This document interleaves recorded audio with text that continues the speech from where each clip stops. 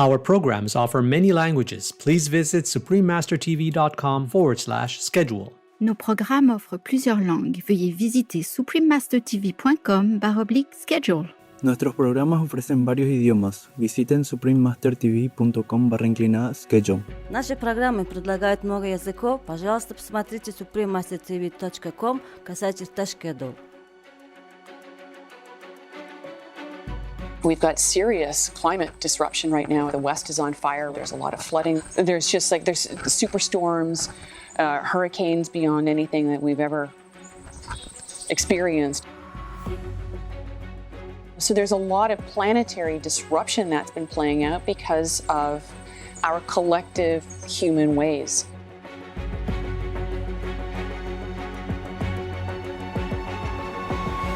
Ozarko, vegan. Is our world beyond hope? Part 1 of 2. Continue watching to find out more.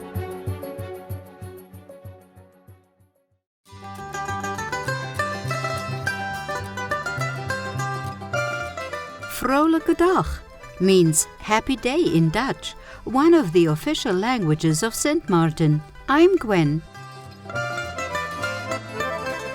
The noble people of St. Martin thank you for your kind stewardship of planet Earth.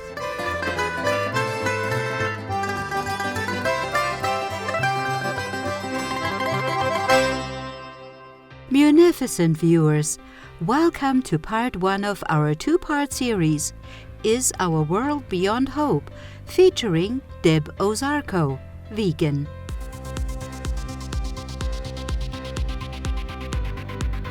Ms. Ozarko of Ontario, Canada, is the author of Unplug and Beyond Hope, Letting Go of a World in Collapse.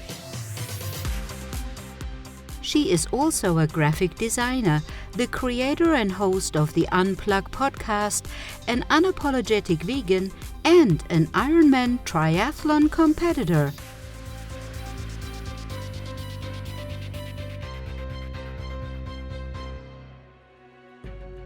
In her latest book, Beyond Hope, Deb writes that between climate change, widespread pollution, mass plant and wildlife extinctions, global overpopulation, and runaway biosphere decay, our world may have reached a point of no return.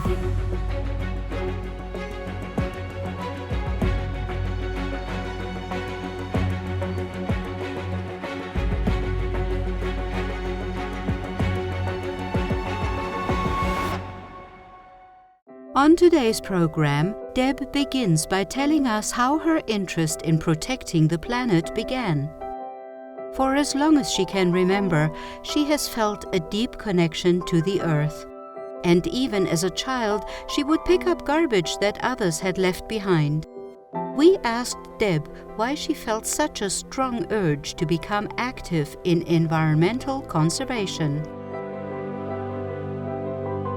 I don't really have an answer other than just this intuitive love for the planet and for life, I guess. And so when I saw I didn't have language for it as a child, but I knew that it was desecration of the sacred. And I have language to articulate that now. And I just knew that I needed to do something.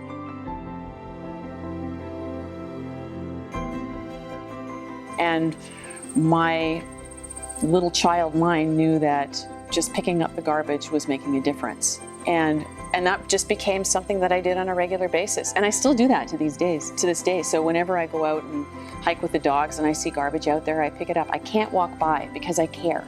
So it's just this intuitive connection to life. I would say it's bigger than the planet and the animals. It's just life in general. And I know that when something is not supporting life, I just have this calling to do something about that.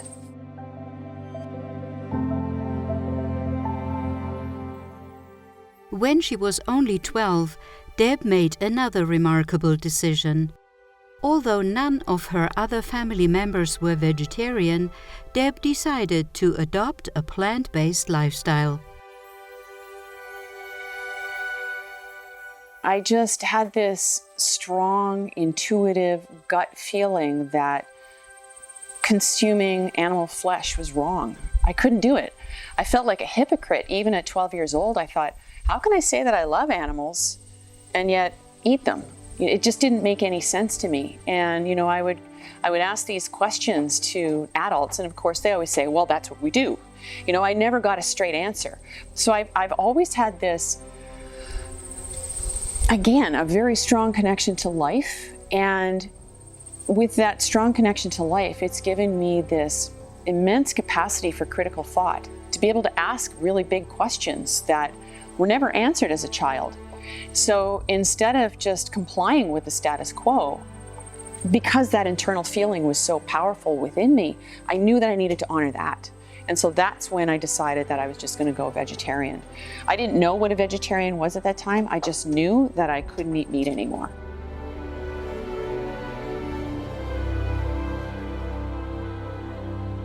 As a little girl, Deb also had premonitions about the potential destruction of the planet. She recalls sobbing to her mother saying, "I just want to live long enough to see the healing of the earth."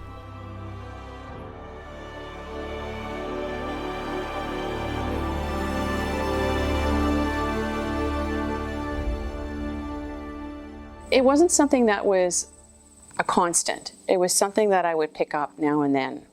And it would come in waves. And generally it would happen if I was out by the water, for instance, and I would see garbage floating. And I recognized a bigger problem. So I wouldn't just see a piece of garbage. For some reason, I was able to tap into a bigger problem, recognizing that that one piece of garbage that I might have seen floating in the water was a metaphor for a bigger problem that was going on. So it was just an intuitive feeling that I had about bigger problems that were going on around me that nobody seemed to be talking about. And I would watch people, adults in particular, as a child, I would watch adults just blindly consuming, just blindly carrying on with their lives, not even noticing the things that I noticed. And I knew that that was a problem as well. If you can't see what I see so clearly, then for me, what is visible has become invisible. And I knew that that was the recipe for disaster for a planet that I loved so dearly.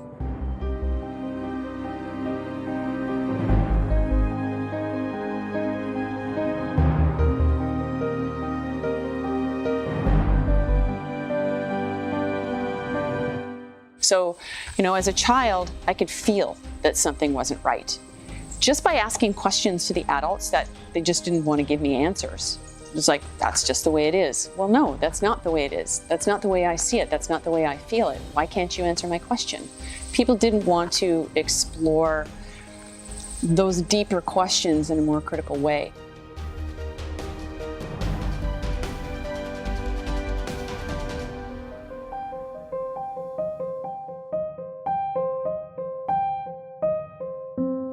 We'll take a moment now to pray for the well-being of Earth and all her inhabitants.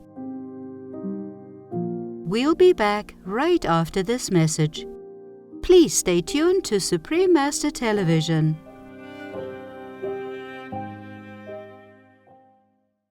Precious viewers, welcome back to our program.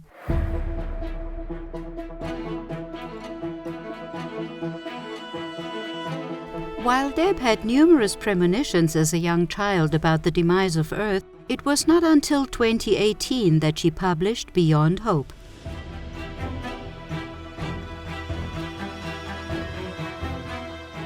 What eventually prompted her to write this book? I knew that the book that I wrote was what I needed to read all those years ago, and nobody was putting it out there.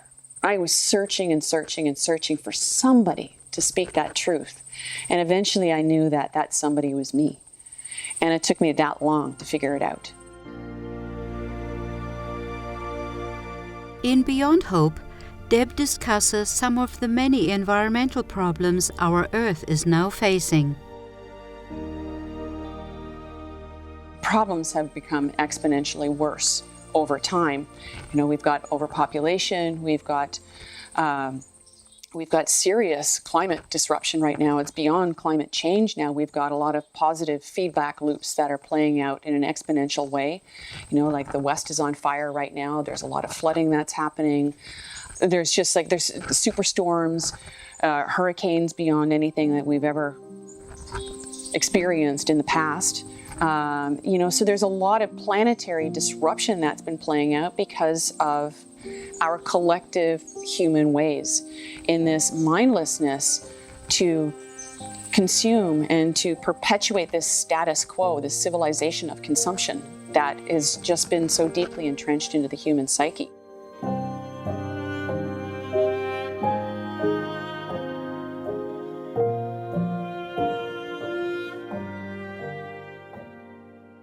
And that's basically the premise of Beyond Hope, is I was able to see a bigger picture that others were either blind to or were denying, and I decided to just lay that out in the book.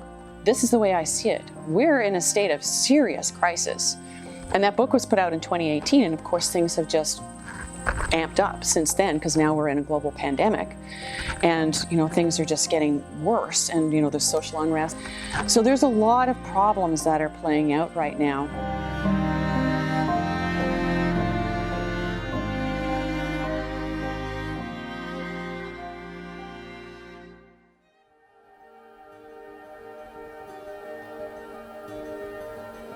Although the book discusses the immense environmental problems facing our world, Deb finds personal solace in spending time with animals.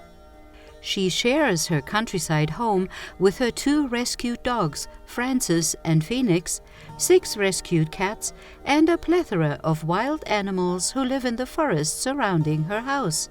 Deb explains that these animals, especially the baby squirrels, have taught her many lessons.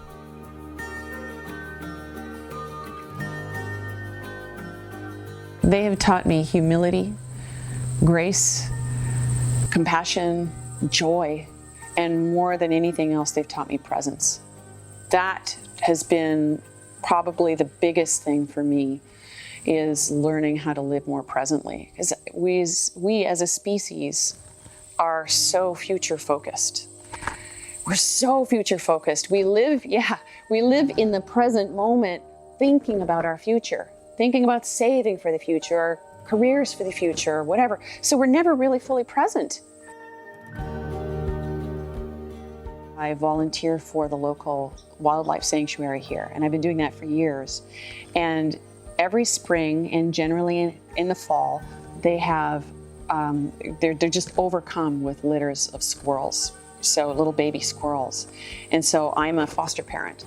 Their mother might have been hit by a car, or whatever the circumstance is. So I have these baby squirrels. So they're in a little cage. I hand feed them until they're ready to go into a bigger cage.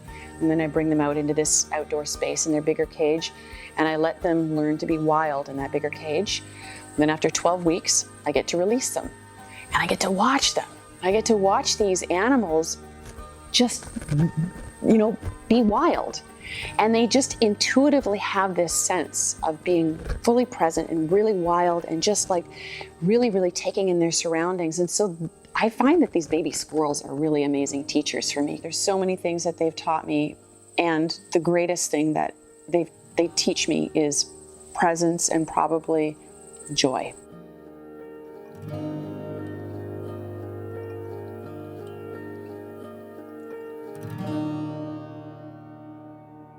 Many thanks, Deb Ozarko, for sharing your fascinating insights. May you be blessed for your diligent efforts to protect the animals and our precious planet Earth.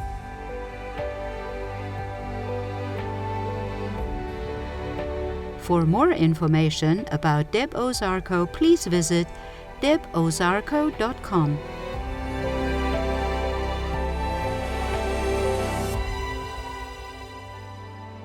Wonderful viewers, thank you for your company today. Please join us again next Tuesday, February 16th, for the concluding episode in this series. please stay tuned to Supreme Master Television for New Year's Eve Ghost Stories, Part 1 of 8, up next after Noteworthy News. May we soon live harmoniously with Earth as all people adopt the compassionate, noble, and environmentally friendly vegan lifestyle.